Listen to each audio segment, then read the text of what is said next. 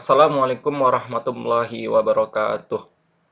Perkenalkan, nama saya Muhammad Farid, NPMG 1C018023.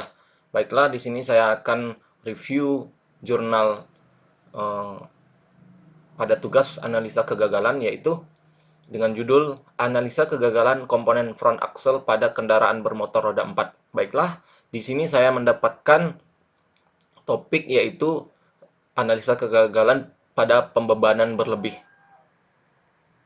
Baiklah, pendahuluan.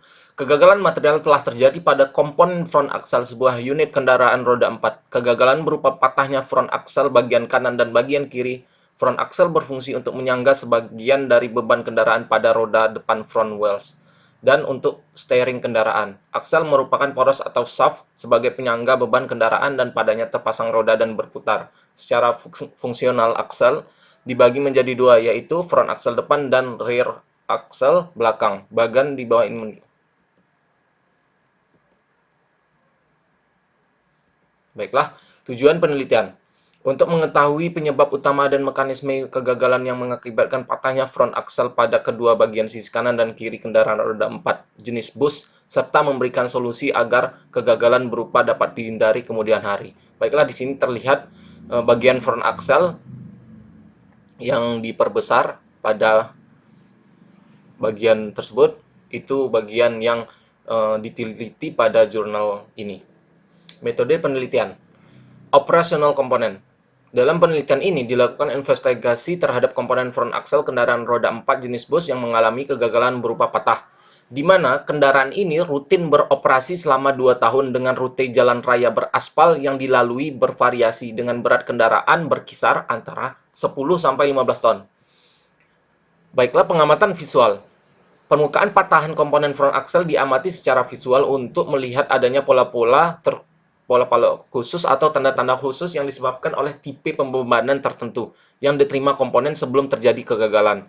Dari pengamatan visual dapat dilakukan prediksi jenis kegagalan yang dialami komponen. Untuk selanjutnya dapat dilakukan pengujian yang mengarah kepada prediksi awal. Pengamatan metalografi. Pengamatan metalografi dilakukan pada komponen front axle yang mengalami patah. Pengamatan dilakukan untuk melihat struktur mikro, adanya inklusi maupun porositas atau rongga pada komponen hasil proses pengecoran. Dapat diketahui melalui pengujian ini. Hasil pengujian dapat berupa foto struktur makro atau struktur mikro. Pengujian kekerasan. Pengujian kekerasan dilakukan untuk mengetahui nilai kekerasan pengujian metode Vickers menggunakan alat uji mikro Vickers, beban 200 GF, dengan waktu pembebanan 30 detik, standar yang digunakan ASTM E38485, analisa komposisi kimia menggunakan metode Optical Emission Spectrometer, OES. Pengujian ini dilakukan untuk mengetahui jenis material komponen front axle. Baiklah, di sini telah didapatkan hasil dari front axle dan pengujian yang telah dilakukan tadi. Pengamatan visual pada gambar menunjukkan patahan membentuk sudut kemiringan. Bahkan pada patahan komponen front axle bagian kanan membentuk sudut sekitar 45 derajat, yang menandakan bahwa telah terjadi beban torsi atau momen torsi yang tinggi serta terbentuknya deformasi. Baiklah, ini hal-hal yang ditarik. Pada daerah patahan terdapat deformasi plastis. Bentuk patahan pada komponen membentuk sudut 45 derajat. Dan pada bidang patahan menunjukkan permukaan halus dan kasar. Dari ciri-ciri tersebut, patahan dapat dikelompokkan ke dalam patah ulet akibat momen lentur. Ciri-ciri patahan tersebut menunjukkan bahwa komponen front axle patah ulet akibat beban lebih overload sampai melebihi batas luluh material. Jadi akibat pembebanan yang berlebih sampai melebihi batas luluh dari material tersebut. Bisa dilihat di sini teman-teman gambarnya.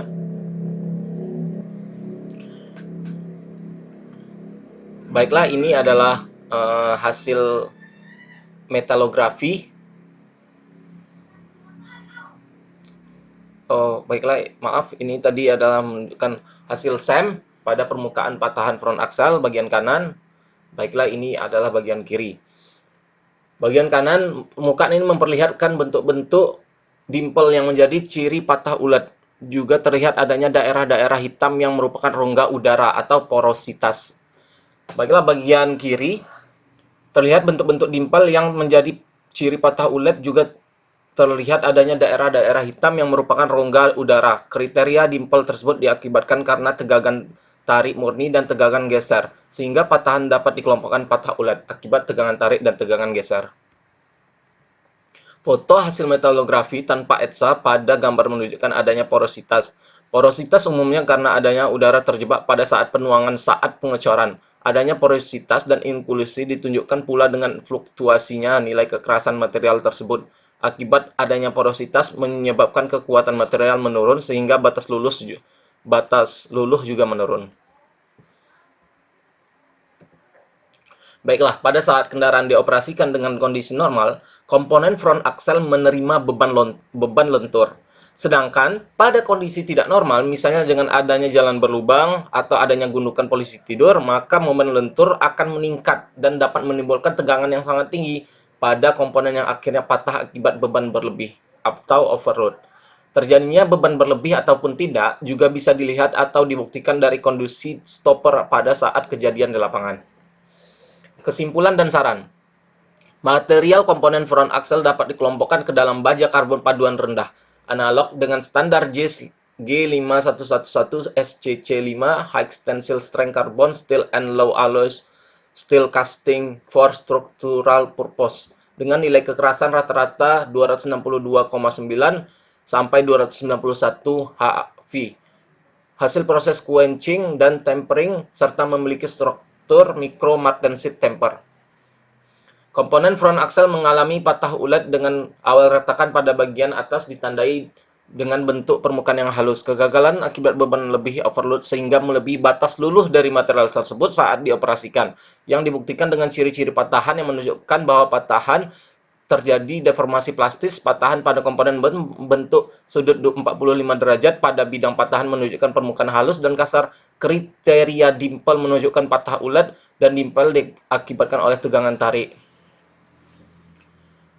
Dan pembebanan berlebih ini diakibatkan ada pembebanan berlebih dan kegagalan beban berlebih. Akibat beban berlebih ini diakibatkan adanya porositas pada material sehingga dapat menurunkan kekuatan material. Baiklah, di dalam material tersebut mempunyai porositas-porositas, sudah disebutkan tadi adalah akibat terjebaknya udara yang ada pada saat pengecoran. Baiklah, terima kasih. Itulah presentasi dari saya tentang tugas analisa kegagalan. Terima kasih. Wassalamualaikum warahmatullahi wabarakatuh.